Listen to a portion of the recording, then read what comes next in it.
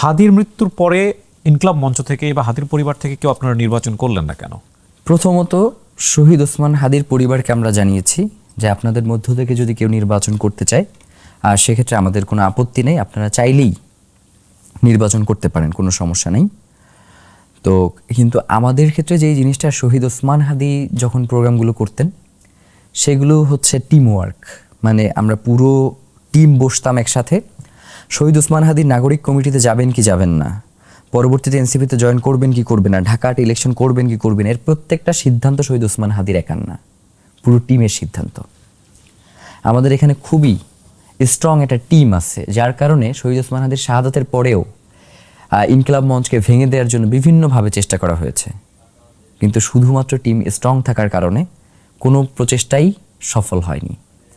তো যেটা বলতেছিলাম, আমাদের পুরো টিম আমরা বসেছি এবং আমরা বসে সিদ্ধান্ত নিয়েছি যে ঢাকা 8-এ এই মুহূর্তে আমাদের ইলেকশন করবার জন্য যতটুকু যোগ্যতা দরকার বা হচ্ছে, আমাদের শহীদ ওসমান হাদি একটা কথা বলে গেছেন যে আমি তো 5 বছরে রাজনীতি করতে আসি নাই, আমি রাজনীতি বিনির্মাণ করতে আসছি। আমরা তার এই বিনির্মাণ কথাটাকে কোট করেছি। আমি বা হচ্ছে শহীদ ওসমান হাদির পরিবারের ওয়াইফ থেকে যদি কেউ দাঁড়াতেন, অবশ্যই এইখানে যে কোনো প্রার্থীর সাথে হাড্ডাহাড্ডি লড়াই হইতো এবং অনেকাংশে এখান থেকে ইনকলাব মঞ্চ বা হচ্ছে পরিবার থেকে দাঁড়াইলে সে অনেকাংশে আগাইয়ে থাকতেন, সেখানে যত হেভিওয়েট প্রার্থী থাকুক না কেন। কিন্তু শহীদ ওসমান হাদি তার জীবদ্দশায় কোনো দিন সিএমপি থেকে প্রশ্রয় দেয় নাই।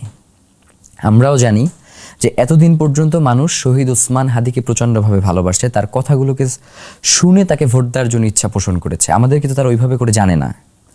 তো আমাদেরকে না জানবার কারণে যেই জিনিসটা হইতো সেটা হচ্ছে, সে শহীদ ওসমান হাদির ওই সিম্পিতিটা নিয়েই কিন্তু আমাদেরকে ভোট দিত। সে কিন্তু আমাকে ওই জানবার যেই সুযোগটা, আমি তার সামনে তো কোনোদিন যাই নাই, যার কারণে সে তো আমাকে চেনে না। সে শুধু জানে শহীদ ওসমান হাদির সাথে আমি ছিলাম। এখন শহীদ ওসমান হাদির সাথে তো অনেকেই থাকে বা অনেকেই জানে, সবাই কি আসলে শহীদ ওসমান হাদির এই লড়াইটার সাথে এঙ্গেজ?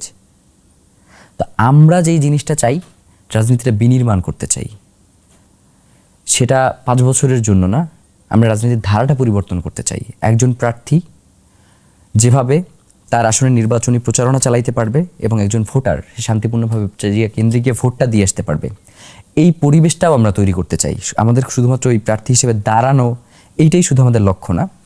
তো সার্বিক দিক বিবেচনা করে আমাদের কাছে মনে হয়েছে যে অন্তত আরও 5টা বছর আমাদের কাজ করা দরকার।